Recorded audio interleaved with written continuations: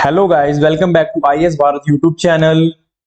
आज तारीख है 7 जून 2023 और आपका the Hindu newspaper and editorial discussion में आपका स्वागत है। चलिए अपने वीडियो में आगे बढ़ने से पहले हम बता दें, अगर आपको इस वीडियो का पीडीएफ चाहिए तो आपको द आईएएस भारत यूपीएससी 2024 के टेलीग्राम पेज पे जाना होगा, जहां पे आपको इसका पीडीएफ मिल जाएगा। तो जैसा दोस्तों आपने देखा होगा कि द हिंदू में आपने थंबनेल में देखा होगा, Byju's India the most Pioneer ed tech company ने $40 मिलियन का अपना लोन चुकाया नहीं है। और आपको इसको बताएंगे कि 40 मिलियन लोन का एक क्वार्टरली लोन है। इनके पास 1.2 बिलियन का लोन है, जिसका इनको क्वार्टरली 40 मिलियन पे करना पड़ता है। तो देखते हैं कि बायजूस की हालत कैसे हो गई। देखिए यहाँ पे बायजूस का 1.2 बिलियन का टर्म लोन आ गया है, उसके बारे में देखते हैं। November 2021 Byju's raise 1.2 billion by term loan. Byju's ने 1.2 बिलियन को रेज किया टर्म लोन पे। 2 जुलाई के में क्या हुआ, से it will soon announce the delayed audit finance. उसके बाद से इन्होंने अपना फाइनेंस डिले करना शुरू कर दिया। फिर अगस्त 2022 में इनके पास एमसीए सेंड बायजूस लेटर, इनके पास लेटर आया कि भैया अपना फाइनेंस शो क्यों नहीं कर रहे हैं, 17 मंथ का डिले है उसमें। तब इन्होंने बताया कि हमने 4,588 करोड़ रुपए का लॉस किया है। मतलब आधे बिलियन से ज्यादा का इन्होंने लॉस कर दिया। फिर उसके बाद उन्होंने अक्टूबर 2022 में क्या हुआ, 250 million financing round up from existing investor. जो इनके कंपनी में जो एग्जिस्टिंग इन्वेस्टर हैं उनसे इन्होंने 250 मिलियन का फंड रेज करा, $250 मिलियन का फंड रेज करा। उसके बाद दिसंबर 2022 में creditor seek immediate TLB part payment and डेब्ट टर्म्स। फिर उसके बाद जो इन्होंने अक्टूबर में तो पैसे रेज करे, फिर इन्होंने दिसंबर में उस पैसे से अपने लोन को भरपाई करी। फिर मार्च में इन्होंने भैया ऑफर दिया जो टीएलबी पार्टनर्स है, भैया हम इनको हाइयर रेंट पे कर देंगे, हाइयर टैक्स जो आपका इंटरेस्ट पे कर देंगे, आप एक बार इसे रीनिगोशिएट कर लीजिए। 1.2 बिलियन का इनका पेमेंट था। अप्रैल 2023 में lender 6 up to $200 million with higher interest as a restructuring rider. मतलब इनको जितना पहले पे करना था उससे अब $200 मिलियन ज्यादा पे करना पड़ेगा साल में। 200 मिलियन, इट्स बहुत बड़ा अमाउंट होता है ये।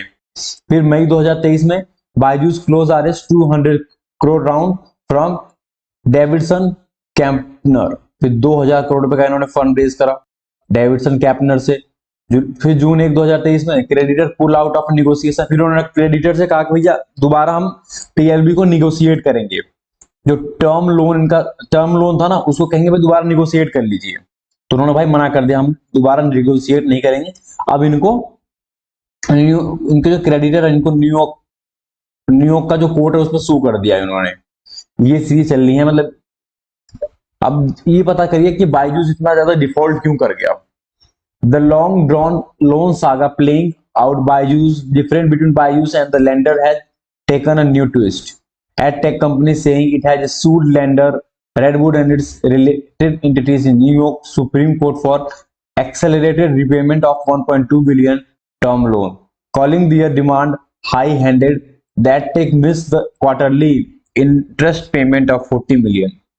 आप बताइए ना, अगर आप कहीं से पैसे लेंगे आप इंटरेस्ट तो टाइम पे मांगेगा ना भैया।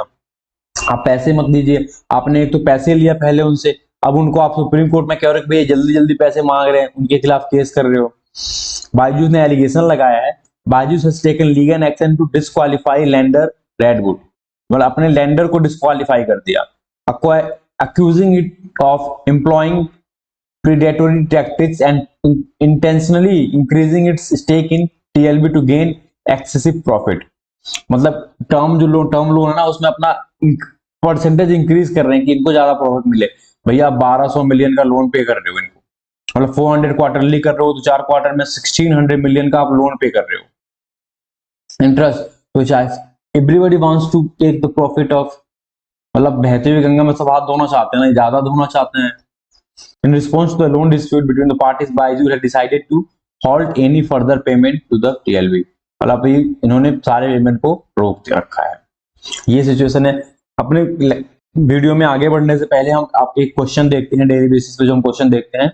आप बताइए कि Gandikota canyon of South India was created by which one of the following river. देखिए हाउ ब्यूटीफुल इट इज।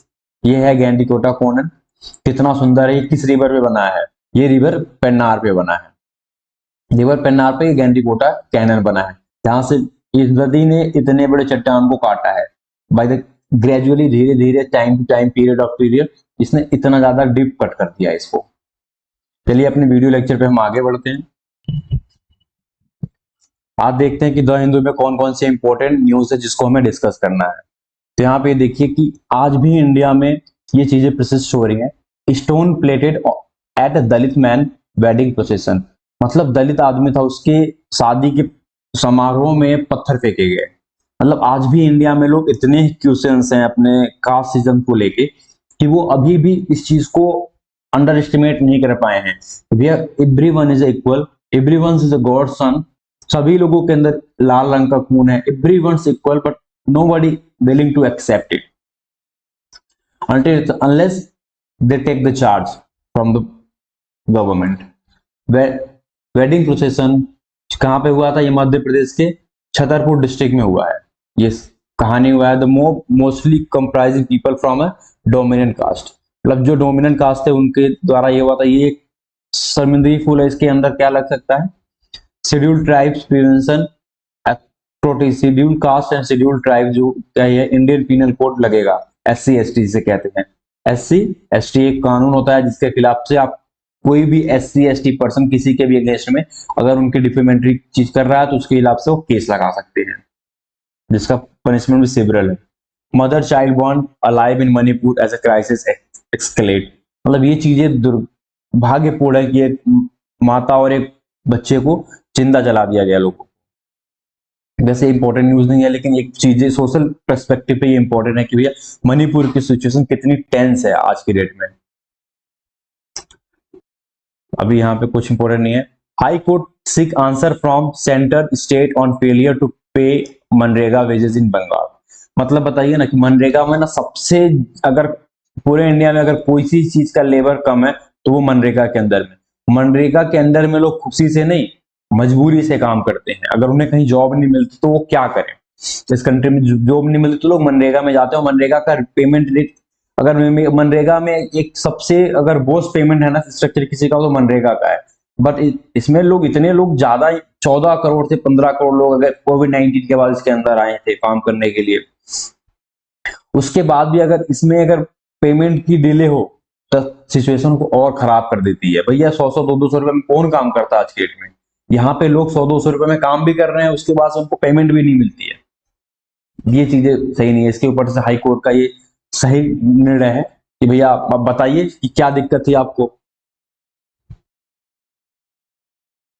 अभी इसमें कोई इंपॉर्टेंट न्यूज इतना नहीं है, तो आगे देखते हैं क्या। उसके बाद हमारा एडिटोरियल आ जाएगा। इसमें ये कोई यूजफुल फर्स्ट स्टेप मणिपुर का लेह, मणिपुर का सारी सिचुएशन को डिस्कस कर चुके हैं हम पिछली वीडियो में। तो ये अभी यहाँ पे बता रहे हैं कि क्या वे फॉरवर्ड हो सकता है, कोई इंपॉर्टेंट नहीं है।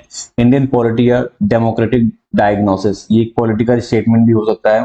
अब्दुल हमीद का जो वाइस प्रेसिडेंट रहे हैं 2007 से 2017 तक वाइस प्रेसिडेंट, मतलब 2 बार का इन्होंने टेन्योर पूरा करा है as a vice president of India.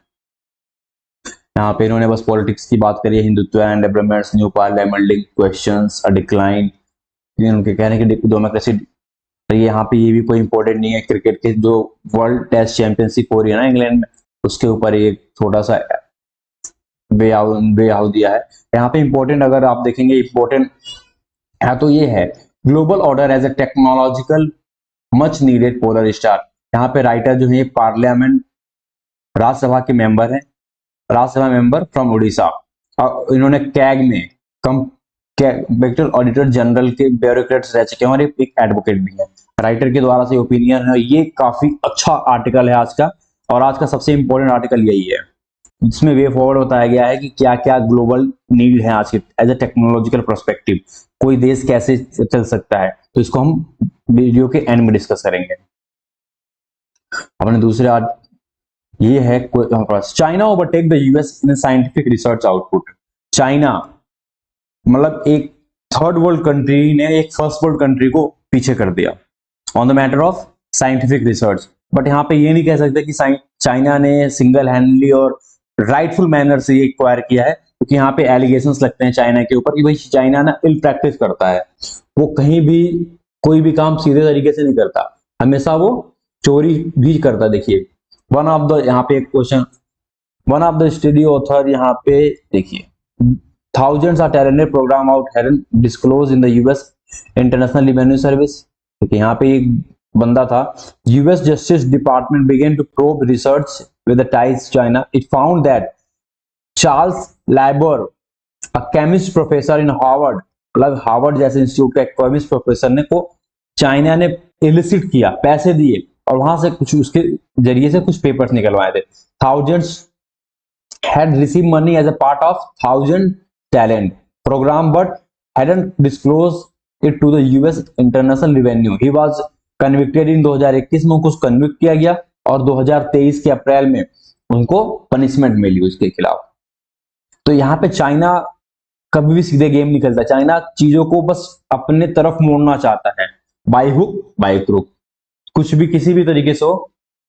लेकिन चाइना की एक्सटेंसिवली गेन ने यूएस को अंडरमाइन कर सकती है, क्योंकि China on the top of everything today he research. देखिए 2010 में इनको 3 लाख पेपर फाइल करा था चाइना ने। यहाँ पे देखिए chart shows the paper publish in science and engineering conference Pir reviewed. 2010 में इनके पास 3 लाख के करीब 3 लाख पेपर फाइल करे थे और 2020 में 6.69 मतलब 3.6 का इंटरनेशनली ग्रो किया है। और वहीं अमेरिका ने उस टाइम 4 लाख, इस टाइम 4.5 मतलब इनके पास केवल आधे लाख की बढ़त आई है और इसके पास 3.5 लाख की बढ़त आ गई है। This is China. चाइना ने chart shows the number of A author on nature index journal paper. USA ने 24,000 करे तो चाइना ने 23,000। यहां से देख सकते हैं 2017 का ये आंकड़ा है जहां पे ये चाइना 14-15 के आसपास था और यूएस 28-29 के आसपास था, 27-28 के पास था। तो यूएस ने ड्रॉप करा है अपने सेगमेंट को, यहां से यहां लेके आ गया और चाइना ने अपने सेगमेंट को यहां से यहां लेके पहुंच गया। चाइना इस यहां भी डोमिनेट कर रहा है, इंडिया तो बहुत पीछे है, अभी 1800 पेपर हम बस बनाते हैं। Chart shows countries with the most highly seated research. किस कंट्री में सबसे ज्यादा महत्वपूर्ण रिसर्च हुए हैं? अमेरिका में 2700, चाइना में 1100, उसके बाद बाकी कंट्रीज हैं। Chart shows the number of a patent application received. किस कंट्री से पेटेंट रिसर्च जहां से ज्यादा आया है? चाइना। जी देखिए how it grow 15,86,000 patent. India का it just nowhere. Even USA का 5 लाख आया है, 6 लाख के आसपास, और चाइना वे फॉरवर्ड, मतलब मान लीजिए कि almost 3 time, approx 3 time bigger than USA. बाकी कंट्रीज तो उसके आसपास भी नहीं है। China upped its focus on science and tech and investment mentioned in 1967 as a part of 4 modernization program। 1976 में उन्होंने चालू करा था 4 मॉडर्नाइजेशन प्रोग्राम। उसमें इन्होंने आर&डी में अपना जीडीपी का 2%, मान लीजिए अगर 15 बिलियन की ट्रिलियन की जीडीपी अगर 2% भी खर्च करते हैं ना, इट्स बिगर देन एनीथिंग। हमारा यहाँ इनका ये 2% भी बहुत बड़ा होता है ना, अगर इंडिया के कंपैरिजन में देखेंगे तो ये 6% हो जाएगा। हमारी इकोनॉमी 3 की है और इनका 5 गुना बड़ा है, तो ये 2% क्या 10% हो गया इकोनॉमी का, मतलब 100 बिलियन इस पे खर्च कर रहे हैं ये, तो ये काफी बड़ा अमाउंट। हमारे यहाँ तो जीडीपी इसका थोड़ा बहुत कम होगा, हमारे यहाँ डिफेंस का बजट है इसके आसपास, और इनके यहाँ पूरा बस आर&डी का बजट इतना है। अगर एज कम्पेयर टू मनी देखेंगे जी परसेंटेज तो हम बाद में बात करेंगे। 4 million scientific research within its border shows the countries with the most highly seated research, that is those। और इन्होंने पहले इलिसिट किया लोगों को, मतलब पूरे वर्ल्ड में जितने भी हाईली रिकॉग्नाइजेबल पर्सन थे उनको पैसे दिए, भैया आप आइए चाइना में और चाइना में पेपर पब्लिश कीजिए, चाइना में रिसर्च कीजिए। उनको अलग से वीजा दिया, उनके घर दिए रहने के लिए, उनको अलग से बोनस दिए और उनके रिसर्च के लिए उनको फंड करा। चाइना ने हर तरह से उनको इतना भरपूर पैसा दिया कि भैया आपको कोई दिक्कत नहीं होगी। देखिए यहाँ पे एक रिपोर्टर को कहता है कि one of the study author, जो एक ऑथर है, उनको कहना है कि today South China Morning Post that this was due to bureaucratic intervention, nepotism and China not being nepotism, bureaucratic intervention, nepotism and China not being at the global knowledge frontier at. The study published in January found that the young version of the scheme had brought many young scientists back to China, but not people who had become leader of the field. जो अपने field के leader नहीं है लेकिन उनके भी अगर knowledge है ना, तो उनको भी चाइना ने बुलाया है। चाइना भी फ्रंटियर उस पे उस लेवल पे नॉलेज के नहीं पहुंचा, लेकिन ये ब्यूरोक्रेटिक इंटरवेंशन की वजह से यहाँ पे इतने सारे इन्होंने लोगों को बुलाए। Notable features of China's rise in thousands talent. 2010 में इन्होंने 1000 जो 1000 लोग थे जो इंपॉर्टेंट अपने फील्ड में हाईली स्केलेबल, उनको ऑफर करा भैया यहाँ पे हमारे यहाँ ही आपको हर चीज मिलेगी आपकी सुविधा के अनुसार। 2018 Chinese government announced a policy to crack down on scientific misconduct, would penalize offending scientists with loss of grant and awards। भैया इन्होंने कहा कि भैया हम आपको भी, चाइना छोड़ता किसी को नहीं है, उन्होंने कभी इनको भी दे दिया धमकी भैया आप नहीं कर पाओगे तो आपके जो ग्रांट्स हैं, अवार्ड्स हैं, वो सब कैंसिल कर दिए जाएंगे।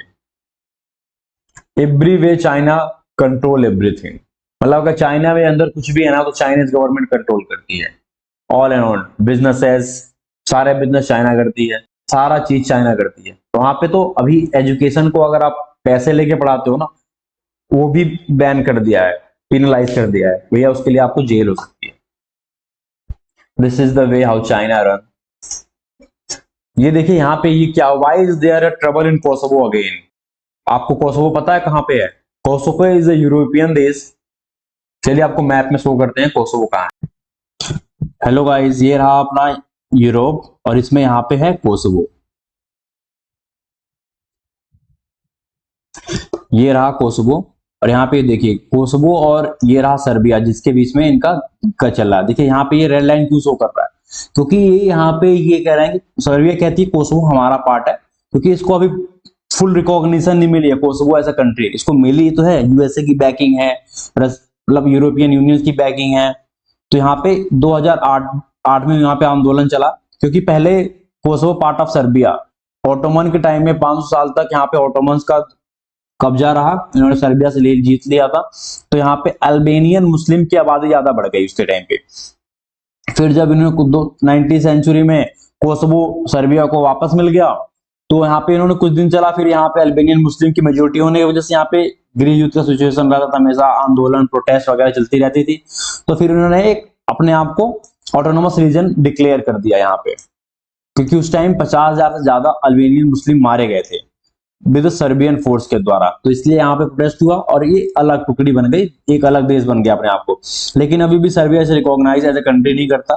Even Russia is not recognise Kosovo as a country because Russia is the backing of Serbia. तो सर्बिया में पहले ही क्या था, कम्युनिस्ट देश था सर्बिया भी, एक तरह से देखे तो सोशलिज्म पर्सपेक्टिव पे चलता था। तो यहाँ पे अभी दिक्कत क्या हुई है कि फिर इनके बीच में लड़ाई हुई है, क्योंकि ये जो बॉर्डर है ना, बॉर्डर के आसपास जो सर्बियन पीपल हैं, कुर्द जो सर्बियंस के शॉप्स हैं, वो ज्यादा डोमिनेंट है। इसलिए यहाँ पे क्या रीजन तो इनका है, लेकिन जो यहाँ पे डोमिनेंट है ना, अभी सिचुएशन ये होगी, यहाँ पे इलेक्शन हुआ, इलेक्शन में 3% लोगों ने वोटिंग करने नहीं आए, जिसकी वजह से अल्बेनियन मुस्लिम यहाँ के मेयर बन गए। उसके अगेंस्ट में प्रोटेस्ट होने लगा, प्रोटेस्ट हुआ यहाँ पे। तो अभी क्या है, जो मेन रीजन पे चीजें वही चल रही हैं। तो यहाँ पे अब मेयर बने हैं, शॉप्स मेयर बने हैं। तो यहाँ पे इनके बीच में भी समझौता हुआ कि भैया अगर हम दोबारा फ्री एंड फेयर इलेक्शन करवाएंगे, लेकिन आप उसमें हस्तक्षेप नहीं करेंगे, कोसोवो ने सर्बिया से कहा है। चलिए देखते हैं अपने आर्टिकल में इसका वे फॉरवर्ड क्या है। देखिए यहाँ पे बताया गया है कि in aftermath of the one of the worst escalation of tension between Kosovo and Serbia in the last decade, मतलब पिछले 10 सालों में सबसे बड़ा एक्सकेलेशन हुआ है इनके बीच में। यहाँ पे 700 नाटो सैनिक यहाँ पे भेजे गए हैं, क्योंकि यहाँ पे देखिए सर्बिया को बैक रसिया करता है, क्योंकि रसिया की जो प्रेसिडेंट है ना पुतिन साहब, उनसे बहुत अच्छे रिश्ते हैं सर्बिया के, जिसकी वजह से कोसोवो को अमेरिका बैक करता है। अमेरिका और यूरोपियन यूनियन कोसोवो को बैक करते हैं। बीच में बात चल रही थी कि भैया हम दोनों को यूरोपियन यूनियन में बात कर लेंगे अगर आप लोगों का अपने आप का मसला सुलझा लोगे तो। रूट ऑफ द कॉन्फ्लिक्ट क्या हुआ, तो मैंने आपको बताया कि जो ये Serbia lies in the Balkan, Kosovo and Serbia lies in the Balkan, जो ये बाल्कन पहले कंट्री थी यूगोस्लाविया में, उसका डिसइंटीग्रेशन के बाद ये सारे कंट्रीज बने थे। देखिए रिपब्लिक ऑफ यूगोस्लाविया थी, उसका डिसइंटीग्रेशन करके बहुत सारे छोटे छोटे देश बने थे, और सर्बिया और कोसोवो एक देश थे, लेकिन बाद में इनका भी डिसइंटीग्रेशन हो गया, जिसमें से कोसोवो सर्बिया से बाहर हो गया, अपने आप को इंडिपेंडेंट कर लिया उसने। In 2008 it has recognised as a country by 100 nation, 100 देशों ने कोसोवो को एज अ कंट्री रिकॉग्नाइज करा है, including US and the number of European union member countries. मतलब अगर यूएसए कर रहा है तो आपको 10-20 देशों का सपोर्ट ऐसे ही मिल जाता है because of USA. Russia back कर रहा है सर्बिया को तो 10-20 देश का आपको रिकॉग्निशन नहीं मिलती है। Serbia did not recognize Kosovo sovereignty and continue to consider it is a part of itself despite having an no administration control over। मतलब ये सर्बिया का कोई कंट्रोल नहीं है ना वहां के एडमिनिस्ट्रेशन पे, ना पुलिस पे, ना लैंड पे, किसी चीज का भी कंट्रोल नहीं है, फिर भी सर्बिया उसे एक अपना इंटीग्रल पार्ट मानता है। जैसे कि पाकिस्तान, अगर आप देखेंगे तो भी कश्मीर पे अपना इंटीग्रल पार्ट मानता है, क्योंकि कोई कंट्रोल नहीं है उसका उसके ऊपर। Serbian empire has gain control of Kosovo in 12th century, मतलब 12वीं सेंचुरी में इन्होंने कोसोवो का कंट्रोल मिला था, फिर उसके बाद इन्होंने इससे ऑटोमन एम्पायर से हार गए।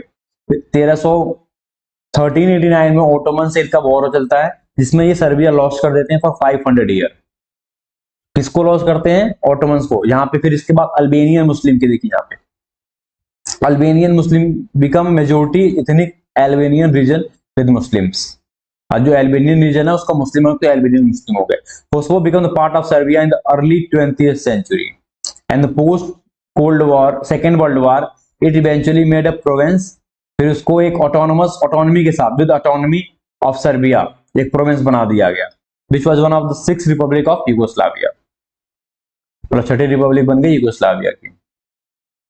फिर 1989 में Serbia autocratic leader Slobodan Milosevic leveraged Serbian nationalists to consolidate power and strip Kosovo of its autonomy। फिर उसको ऑटोनॉमी के लिए छेड़छाड़ हुई। फिर 1990 में वहां पे कोसोवो लिबरेशन आर्मी ने वहां पे कत्लेआम मचा दिए, जहां पे nearly 13,000 life mainly of ethnic Albanian, जो इथनिक अल्बेनियन थे उसके 13,000 लोगों की जान गई। फिर NATO deploy 50,000 peace keeper. Simple सी बात, अगर नाटो कुछ करता है ना तो वहां पे कुछ इलिसिट मैनर जरूर होते हैं। फिर उन्होंने 50,000 फोर्स वहां पे अपने तैनात किए पीस कीपिंग के नाम पे। फिर उनका वहां पे जैसे कि अभी देखिए, अगर आप कहीं भी पीस कीपिंग फोर्स तैनात हो जाती है ना, तो जो वहां पे करंट सिचुएशन होता है ना बॉर्डर का, वो एक दूसरे को मिल जाता है। तो आज के डेट में जो यूक्रेन और रसिया का वॉर चल रहा है वो भी इसी कगार पे है। अगर आज के डेट में अगर कोई समझौता होता है तो रसिया ने जितने लैंड को एक्वायर किया है वो वहां पे अपना सिचुएशन बना के रखेगी, और यूक्रेन जहां पे है वो वहीं पे बना के रखेगी। तो पीस कीपिंग फोर्स उनको आपस की लड़ाई को रोकेंगे, और जहां पे वो नया बॉर्डर बन जाएगा ना वहीं पे रोकेंगे, ना इनको इधर आने देंगे ना इनको इधर जाने देंगे। तो उस सिचुएशन में क्या होगा, रसिया ने जो टेरिटरी कंट्रोल करी है उसके ऊपर वो रूल कर पाएगी, जो चाहेगी वो कर लेगी। तो वहां पे उसका कोई रोक टोक, क्योंकि कंट्री इसके वो लैंड तो इसके हाथ में रहेगा ना, तो इसलिए कंट्री चाहते हैं अगर कोई भी मेजर एक्शन के बाद अगर कोई बीच में हाथ डालता है तो यही चाहते हैं भैया आप यहीं पे रोकथाम करवा दो, ज्यादा माल जाल का नुकसान नहीं होगा, हमें जितना चाहिए था हमें मिल गया है। यही गलती जवाहरलाल नेहरू ने जब पाकिस्तान है अभी जो गाय भेड़ बकरी चराने वालों के भेष में जब कश्मीर में घुस गए और उन्होंने कश्मीर कब्जा कर लिया, अगर वो यूनाइटेड नेशन में इस मुद्दे को नहीं लेके गए तो इंडियन आर्मी ने 2 महीने में सबको मार के पूरा कश्मीर एक्वायर कर लिया होता। Because of the minor default and process of United nation thinking, Jawaharlal Nehru idealist की तरह से बात करते थे कि भैया हम नए नए देश बने हैं और हमारी यूनाइटेड नेशन में सुनी जाएगी। भैया कोई नहीं सुनता आपकी। वहां पे पीस कीपिंग फोर्स तैनात हो गई, एक बॉर्डर लाइन वो एलएसी बन गया, line of actual control LOC बन गया, तो वहां पे क्या हो गया, एक लाइन खिंच गई, भैया उतना हिस्सा पाकिस्तान के कंट्रोल में चला गया, इतना इंडिया के कंट्रोल में आ गया। बताइए, अपनी टेरिटरी हमने दूसरों को एक यूएन कन्वेंशन की वजह से डोनेट कर दिया। यही होता है वर्ल्ड पॉलिटिक्स में, क्योंकि ये सबको अपना उल्लू सीधा करना होता है। व्हाट प्रमोट द रीसेंट क्लेश, वही मेयर वाली बात जो मैंने आपको बताई, इसका बैकिंग यही है कि what Serbia ties with Russia, Kosovo current leader and the West are also concern about Serbia's strong historic military ties with Moscow. मतलब जो कोसोवो के करंट लीडर है, क्योंकि वॉर चल ही रहा है यूक्रेन और रसिया का, तो रसिया एग्रेसिव हुआ पड़ा है, तो यहाँ पे जो कोसोवो और यूएसए का जो वेस्ट के जिनके रिलेशन है ना, उनको पता है कि भाई सर्बिया के ना पुराने रिश्ते हैं, अच्छे रिश्ते हैं, किसके साथ, रसिया के साथ और व्लादिमीर पुतिन के साथ, who maintain support for the Serbian claim. The concern have intensified after the start of Ukrainian conflict, and Mr. Kurti has warned of a spillover in the Balkans backed by Russia. Besides Serbia's dependence on Russia for diplomatic support to counter Kosovo, be that UN put Moscow in a position of influence. ये position देता है किसको, Moscow को, रसिया को, कि भाई इस reason में इसका इंफ्लुएंस है। मतलब अगर आपको कोई पूछता नहीं है ना तो आपकी वैल्यू कम हो जाती है। अगर आपको कोई आपको बेनिफिट ना दे लेकिन आपको कोई अगर पूछे तो आपके उससे क्या होगी, आपकी इन्फ्लुएंस बढ़ेगी भैया, कुछ तो बात होगी ना, बंदा पूछ रहा है मतलब कुछ पावर ये गेन करता है।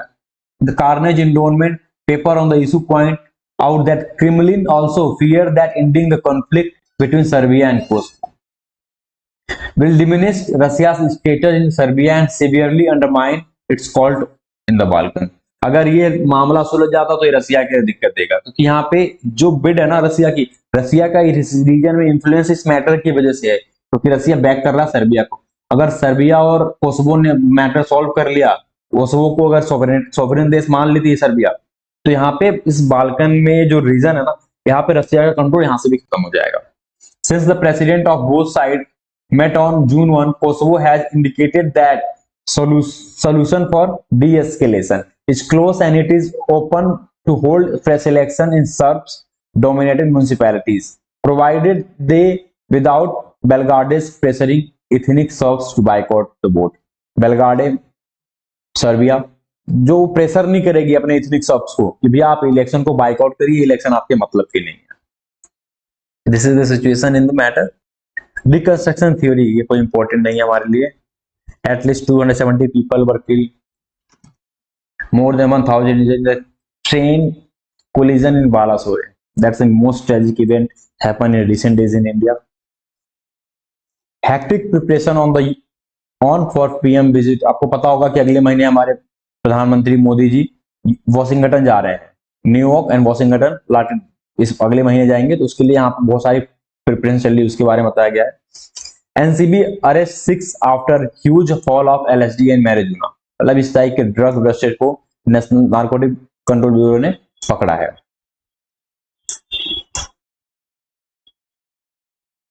एक यहाँ पे इंपॉर्टेंट आर्टिकल था, आगे बढ़ते हैं।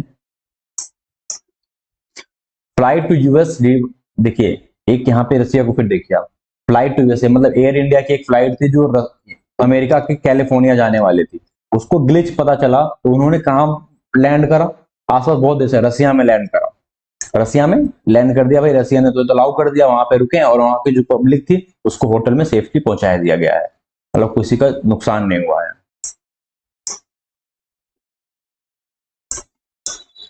Submarine deal can be a flagship project. यहाँ पे जो जर्मन के डिफेंस मिनिस्टर है वो इंडिया आए पड़े हैं, इन्होंने कहा कि submarine deal can be a flagship project says German minister.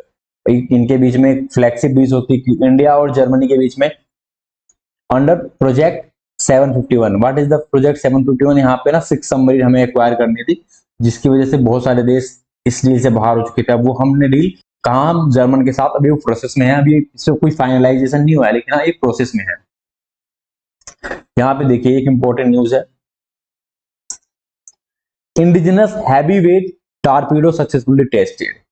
Indigenous मतलब खुद विशाखापट्टनम में ये Naval science and technology laboratory ने अंडर विशाखापट्टनम में अंडर डीआरडीओ के अंदर है, ये इसने बनाया है कि ये क्या कर सकती है, heavy test fire indigenous design develop heavyweight torpedo, और ये वरुणास्त्र के नाम से टॉर्पीडो वरुणास्त्र, इसका नाम क्या है वरुणास्त्र। मतलब वरुण का मतलब अगर आप हिंदू माइथोलॉजी से देखेंगे तो वरुण का मतलब होता है पानी, जो पानी का अस्त्र है, ये वरुण देव का एक हमारे देव हैं जो पानी के देव हैं, उनका नाम पे बनाया है ये।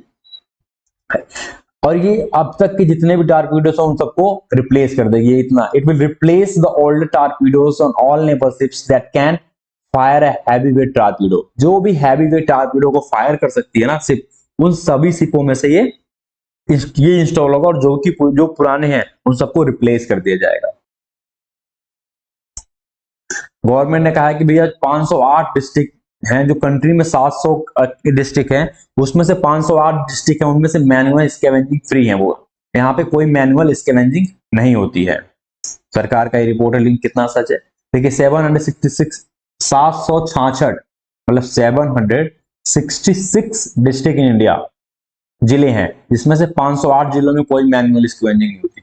भैया मेनली जिले तो ये सारे रूरल एरिया में पड़ते हैं ना। आप बात करिए जहां पे मैनुअल स्क्वेंजिंग का ज्यादा खतरा है, वो है सिटी और ये कैपिटल्स ऑफ द स्टेट, और ये जो मेन मेन सिटीज है वो तो अब ये जो 508 में से अगर इतना माइनस भी करेंगे तो कितना होगा, 258 258 डिस्ट्रिक्ट में अभी ये मेजर खतरा तो बना हुआ है ना। और यही इंडिया में जितने भी सिटीज होंगे ना, वो इस 258 डिस्ट्रिक्ट में कवर हो जाते हैं, आपको सही बताएं तो।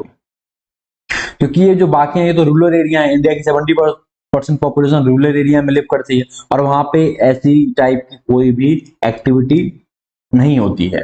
ये एक पागल बनाने वाला काम है सरकार का, ये एक नंबर गेम है बस। Doctor must strictly comply with the law, no on reporting POCSO offence. भाई कर्नाटक हाईकोर्ट, यहाँ पे कर्नाटक हाईकोर्ट ने कहा कि जो डॉक्टर होते हैं ना, उनको स्ट्रिक्टली कंप्लाई करना चाहिए जो लॉ है on the matter of a POCSO.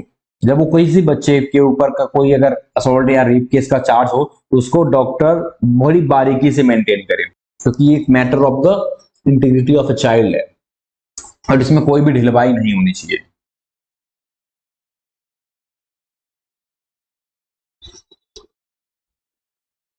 India played key role during pandemic, Jamie Fahar. The world is very WHO के ना, WHO के रिसर्चर हैं, डॉक्टर हैं WHO में, वर्ल्ड हेल्थ ऑर्गेनाइजेशन में, बाकी the world is very complicated place now.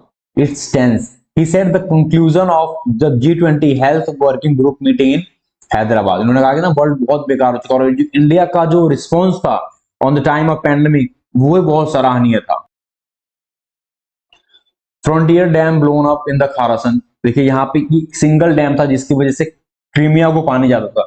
Ukraine का जो क्रीमिया है ना, जो रशियन कंट्रोल में है शुरू से, तो उसको पानी जाने का एक सिंगल सोर्स था। तो यहाँ पे ये कह रहे हैं कि भी यूक्रेन कह रही है कि रसिया ने इसे ब्लॉक कर दिया, रसिया कह रही है कि यूक्रेन ने ब्लॉक करा। और देखिए दो नुकसान दोनों का यहाँ पे है। अगर रसिया इसे ब्लॉक करेगी तो अपने यूक्रेनियन रीजन को ये नुकसान पहुंचाएगी, क्योंकि यूक्रेन में पानी का ले जाने का सिंगल सोर्स था, और यूक्रेन इसे नष्ट करेगी तो यूक्रेन के अंदर भी पानी भरा है बहुत सारा अपने डिस्ट्रिक्ट में, जो वहां से वहां से लोगों को हटाया जा रहा है। तो यहाँ पे अभी किसी को समझ में नहीं आ रहा है कि इसे उड़ाया किसने है, क्योंकि दोनों का नुकसान है और दोनों का फायदा है। फायदा तो बहुत कम है लेकिन नुकसान दोनों का ज्यादा है, इसलिए यहाँ पे अभी कोई क्लियर कंफर्मेशन नहीं है ये कि रसिया ने उड़ाया है किसी यूक्रेन ने उड़ाया है। देखिए यहाँ पे एक नई रिपोर्ट आई है, अनफेज्ड बाय सैंक्शन, मतलब ईरान को ना अब सैंक्शन से डर नहीं लगता, क्योंकि उसने हाइपरसोनिक मिसाइल बनाई है जो 1400 किलोमीटर को एरिया कवर करती है, with speed of more than 15 time of sound speed. मतलब साउंड की 15 गुना तेजी से चलेगी, वो भी मैन्यूवरिंग करते हुए। देन कोई भी मिसाइल हो उसको टारगेट इजीली हिट किया जा सकता है अगर वो मैन्यूवर ना करे तो। लेकिन इसके आगे का जो मूवेबल पार्ट है ना, वो बताती है कि भैया ये एक मैनोवरिंग है, मैनोवर करती है, जो आगे की चीजें घूमती है तो वो चीज मैनोवर करती है। मैनोवरिंग मतलब अपने पाथ को अगर ऐसे चलेगी ना, अचानक ऐसे ऐसे चलने लगेगी, फिर ऐसे कर देगी, ऐसे आ जाएगी। तो ये भी मैनोवर करते हैं ना, किसी टारगेट को हिट करना। अगर मान लीजिए ऐसे जा रही है, कोई सैटेलाइट इसे डिटेक्ट करने यहाँ जा रही है, फिर ये क्या करेगी, ऐसे ऐसे हो जाएगी, इधर कट जाएगी, मतलब 3D में बताएं तो वेस्ट की तरफ घुस जाएगी, फिर क्या करेगी, सीधे निकलेगी, फिर मुड़ के आने में से टाइम लगेगा, तब तक ये आगे निकल जाएगी, फिर इसको यहाँ पे कैप्चर करना पड़ेगा। तो अगर कोई भी टारगेट अगर मूव करता है ना, तो इसको हिट करना बहुत ही हार्ड होता है मिसाइल ट्रेजेक्ट्री को। यहाँ पे इब्राहिम ऋषि के द्वारा कहा गया है, today we feel that the deterrent power has been formed. यहाँ पे ईरान का कहना है, ईरानियन प्रेसिडेंट इब्राहिम ऋषि का कहा है कि भाई आज ना हमने एक डेटरेंट पावर क्या है, अगर मान लीजिए कि न्यूक्लियर जो है, कोई भी कंट्री अगर न्यूक्लियर वेपन बनाता है तो वो एक डेटरेंट की तरह काम करता है, एक दहशत ना। अगर आप कुछ करें ना करें, आपको अगर मार्केट में दहशत है तो आपके नाम पे चीजें होंगी। किसी भी चीज का, अगर देखिए इंडिया में सॉल्ट में टाटा का दहशत है, टाटा नमक, अगर नमक है तो टाटा है, नहीं तो कोई और नमक नहीं है। बाकी सेम अमाउंट ऑफ नमक यहाँ पे आपको 10 रुपए केजी में मिल जाएगा, ऑल ओवर इंडिया 5 रुपए 10 रुपए केजी, 10 रुपए केजी में मिल जाएगा। लेकिन अगर आपको स्पेसिफिक टाटा बाय करना होगा तो उसके लिए आपको 2.5 टाइम मोर पे करना होगा, मतलब 25 रुपीज पे करने पड़ेंगे अप्रोक्स। तो ये होता है, अगर आपका एक बार डेटरेंस किसी भी फील्ड में बनता है ना, तो आपको लोग सलाम करते हैं। तो यहाँ पे ईरान ने कहा है कि भैया हमें लोग ना ज्यादा प्रेशराइज नहीं करेंगे कोई काम करने के लिए, क्योंकि अभी तक वो डराते थे कि हमारे पास ये हथियार है, हम आपको यहीं से मार देंगे। अब ये भी कहेंगे ना भैया हमारे पास भी हथियार है जहां आपको हिट कर सकते हैं। That is the thing. इसका नाम फतेह रखा गया है, एक फारसी शब्द मतलब कॉन्क्योर, जीतने वाला, फतेह हम आपको हिंदी में हम पता होगा फतेह, फतेह हुआ है यहाँ पे। We are aware of the word Fateh, इसका मतलब होता है कॉन्क्योर, जीतना। That claim how maneuvering maneuverable the missile is ballistic missile fly on trajectory. Thursday event showed what happened to be a movable nozzle for the Fatah, which could allow it to change trajectory. देखिए यहाँ पे कहा गया कि trajectory change हो जाती है in flight, उड़ते समय इसने ट्रैजेक्टरी चेंज की। The more irregular the missile flight path, the more difficult it become intercept. किसी भी मिसाइल का जितना भी उसका जो मैनेवरिंग होगा ना, जितना डिफिकल्ट होता है उतना ही ज्यादा डिफिकल्ट होता है उनको इंटरसेप्ट करना। तो इसी बात पे यहाँ पे अब्राहम रिजी ने कहा कि भैया ये एक डेटरेंट की तरह हमारे लिए काम करेगा।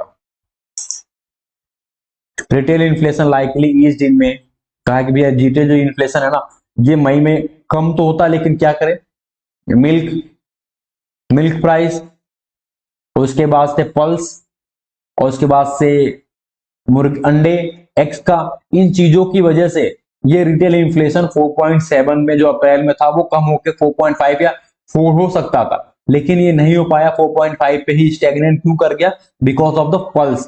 आपके पता होगा दाल, तिल दाल दलहन, तेल तो सस्ता हुआ है, सब्जियां भी सस्ती हुई है, लेकिन दाल ने अकेले, दाल ने जो पल्सेज है उसने प्राइस को रॉकेट साइंस बना दिया है। दूध का प्राइस भी बढ़ा है और अंडे उंडे का भी दाम बढ़ा है, जिसकी वजह से इसकी जो डिक्लाइन होनी थी वो सही से हो नहीं पाई है। Internet economy to hits 1 trillion by 2023। कहा गया कि भाई इंडिया में जो इंटरनेट इकोनॉमी है, जो आजकल की जो ये साइंस जो नए नए स्टार्टअप्स आ रहे हैं, वो 2030 तक 1 ट्रिलियन की कंपनी बना लेंगे इंडिया में। एआई कांट कर्टेल, मतलब यहाँ पे कहा गया Air India can't curtail other airlines flight if it want to expand. इन्होंने कहा है कि भैया ये टिम क्लार्क हैं, एमिरेट्स के सीईओ थे पहले, अभी इन्होंने कहा कि जो इंडिया के जो एयर इंडिया के जो सीईओ है ना, उन्होंने कहा कि भैया सरकार को दिया है, एक सुझाव दिया है कि भैया आप ना एयर स्पेस सबके लिए पूरा मत खोलिए, एयर इंडिया का कंपेटेबिलिटी बढ़ जाएगी और इसकी प्रोग्रेस कम हो जाएगी, जो टाटा सन्स ने एयर इंडिया को खरीदा है। तो वहां पे इन्होंने तो उसके जवाब में कहा था, जो उन्होंने मार्च अप्रैल में कहा था कि भैया इसकी वजह से आप ना जो विदेशों में एक्सपेंड करना चाहोगे तो वो आपको उसका मौका कम मिलेगा, क्योंकि आप अपने यहाँ तो चीजें खोलोगे नहीं दूसरों के लिए, तो दूसरे लोग भी तो आपके लिए नहीं खोलेंगे ना। यहाँ पे ये बस ये थी। World bank cut 2023 global forecast, इन्होंने कहा कि ग्लोबल फोरकास्ट में स्लो कर दिया है। पहले इन्होंने ग्लोबल फोरकास्ट को 3.1 कहा था, अब इन्होंने कहा कि भाई वर्ल्ड ना पूरी दुनिया 2.1 की रफ्तार से बढ़ेगी। इंडिया की जीडीपी जो थी 7.2 से ग्रो कर रही थी, वो अब 6.9 की तरफ से ग्रो कर रही है। इंडिया में भी 3 पॉइंट का हमें लॉस देखने को मिला है टुडे। अब हमें बस एक एडिटोरियल जो हमें डिस्कस करना है, ये एक इंपॉर्टेंट एडिटोरियल है for my perspective, and seriously ये बहुत ही जरूरी है इन इंडियन कॉन्टेक्स्ट। देखिए यहाँ पे राइटर कह रहे हैं कि भैया 5 केवल जो इकोनॉमिक फील्ड में है, देखिए इन्होंने कहा कि 2000 में जब www वर्ल्ड वाइड वेब और .com का जो बबल बर्स्ट हुआ था ना, उसकी वजह से इतने सारे चेंजेस आए हैं ना वर्ल्ड में जो अनमाउंटेबल एंड अनप्रेसिडेंटेबल थे। इन्होंने कहा कि आज अमेरिका की जो 5 सबसे बड़ी कंपनियां हैं वो 5 ट्रिलियन प्लस की कंपनी है, जो वर्ल्ड के जो चौथा सबसे बड़ा देश है उसकी इकोनॉमी से ज्यादा है। मतलब जर्मनी की टोटल इकोनॉमी और अमेरिका की 5 कंपनियां बराबर हैं। So that's amount of money they have. First, as defined by the political theories, Nation state is a territorial bound sovereign polity, while geographical boundaries are still essential to be safeguard। देखिए आज के date में geographical boundary तो मतलब जरूरत है terrorist invasion की वजह से, लेकिन उसके बाद जो बाउंड्री हमें नहीं दिख रही है उसको सिक्योर करना ज्यादा जरूरी है। Cyber attack is the most terrorizing things in the world, which have a ripple effect on the physical boundaries to challenge their social, economic and political existence। मतलब साइबर अगर साइबर अटैक हुआ आपकी सारी important फाइलें गायब हो जाएंगी और आपको आपकी इकोनॉमी को रेसेशन में भी लाया जा सकता है। मास स्केल पे आपके वहां प्रोटेस्ट हो जाएगा, अनरेस्ट हो जाएगा, जिसमें से आपकी जो आपका बॉर्डर सिक्योरिटी की चीजें रहेंगी आप वो इंटरनल सिक्योरिटी में भी बदल जाएंगी। आप उसको इंटरनल सिक्योर आप कहां से, कोई भी नेशन इतना कैपेबल नहीं कि वो अपने अंदरूनी मामले को सुलझाते साथ साथ में वो अपना बॉर्डर भी प्रोटेक्ट कर ले। Even America is not capable of that thing कि अगर उसको अपना गृह युद्ध को भी बचाना हो और बाहरी युद्ध को बचाना हो, कोई भी एक साथ मैनेज नहीं कर पाएगा। तो यहाँ पे आज की डेट में ना पीर टू पीर कनेक्शन हो गई है, तो टेक्नोलॉजिकल एडवांसमेंट की वजह से जो दिक्कतें आई हैं वो बहुत हाई लेवल पे हैं। जो geographical based rule are no longer easily enforceable simply because of the declining significance of a conventional geographical border. Data travel on the chain of the World Wide Web and spread across the world at a speed of through unimaginable। आज के date में जो data world wide web पे put हो जाता है ना वो अनइमेजिनेबल, मतलब आप सोच नहीं सकते उतनी गति से ये ट्रांसमिट होता है। इनका कहना है कि आपको एक चीजें बनानी चाहिए जो इन चीजों को रेगुलेट करे और कंट्रोल करे, otherwise you have to fail. So the rational sovereignty of countries is change by activities beyond their physical boundaries. अभी जो नेशनल की जो सॉवरेनिटी है ना वो चेंज हो गई है, क्योंकि भैया पहले बाउंड्री प्रोटेक्ट करने की आपकी सॉवरेनिटी प्रोटेक्ट हो जाती थी, अब जो ये साइबर वॉरफेयर की वजह से यहां से आपकी जो सॉवरेनिटी है ना वो चैलेंज हो रही है। Third, the emergence of a new technology has exposed the incapacity and inability of the government of a nation state to administer and regulate this technology। No longer is the nation state the only conducted through which multinational cooperation and non-governmental organization, supranational organization, both legitimate and illegitimate state and non-actor need to operate। सबको जरूरत पड़ेगी जो कि देखिए non governmental organisation हो चाहे सरकारी organisation हो, सुपर नेचुरल, सुप्रा नेचुरल, यूरोपियन ने सुप्रा नेचुरल ऑर्गेनाइजेशन की तरह से मान लीजिए आप, यूनाइटेड नेशन है, इन सबको भी ऑपरेट करने के लिए टेक्नोलॉजिकल इफिशिएंसी होनी जरूरी है, वरना यहाँ पे भी चीजों को इलिसिट मैनर से हार्नेस किया जा सकता है। राइटर ने फिर वही बात कही यहाँ पे, जो गूगल है, एप्पल और Google maps, public or military institution are now available entirely on a private non state actors. मतलब एप्पल के पास सारी इंफॉर्मेशन है, गूगल मैप पे सारी इंफॉर्मेशन है, कहाँ पे कौन स्टोर है, कि किसकी मिलिट्री कहाँ पे है, गूगल जानता है।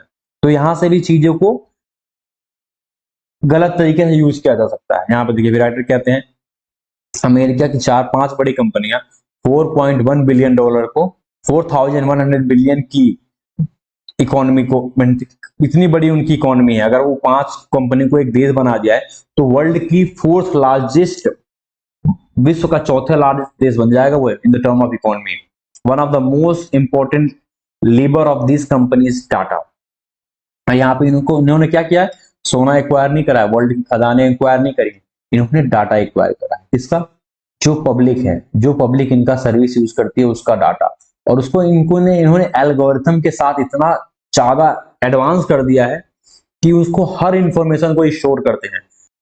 किसी ने कहा था ना पहले क्या था, गोल्ड, जो जिसके पास गोल्ड था वो अमीर था, फिर आया जिसके पास ब्लैक गोल्ड था वो अमीर था, कोयला, फिर उसका पेट्रोलियम आया, अब जाके फिर उसके बाद क्या आई है, ये चीजें आई है, डाटा।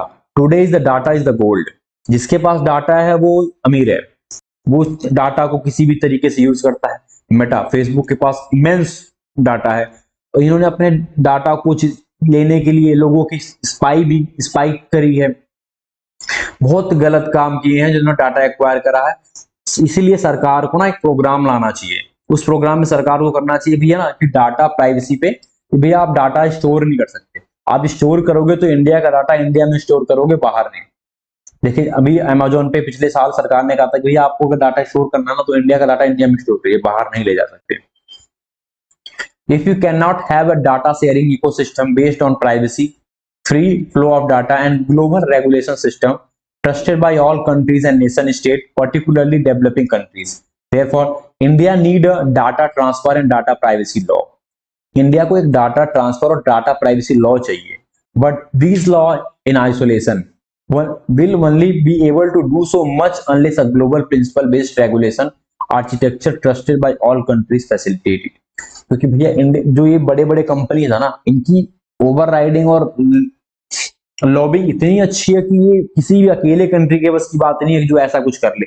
अगर ये पूरा इकोसिस्टम और स्ट्रक्चर साथ मिलके आएंगे ना, अगर वो कुछ बनाते हैं इसके ऊपर तो चीजें हो पाएंगी। I expose this approach in parliament episode. इन्होंने कहा कि मैंने इस चीज को पार्लियामेंट में उठाया था कि deep web, crypto or regulation of a cross-border data flow. Even the finance minister, while addressing a meeting with the International Monetary Fund on guidelines of G20 event on a virtual private digital assets, and emphasized the need to have a globally coordinated approach to the regulation of a digital assets such as a cryptocurrency, given the potential risk they pose to the world's financial ecosystem. Crypto क्या है? Crypto ना आज के date में जिस दुनिया में जितने बड़े और घिनौने काम होते हैं वो क्रिप्टो के माध्यम से होते हैं। टेरर फंडिंग, किसी जगह पे मास लेवल पे कोई चीज हो रही हो, किसी चीज का अगर किसी चीज का हमें इंपोर्ट एक्सपोर्ट करना हो जो अनऑफिशियल हो, और जैसे ड्रग्स का हो गया, ये सीन का सारा पेमेंट क्रिप्टो में होता है।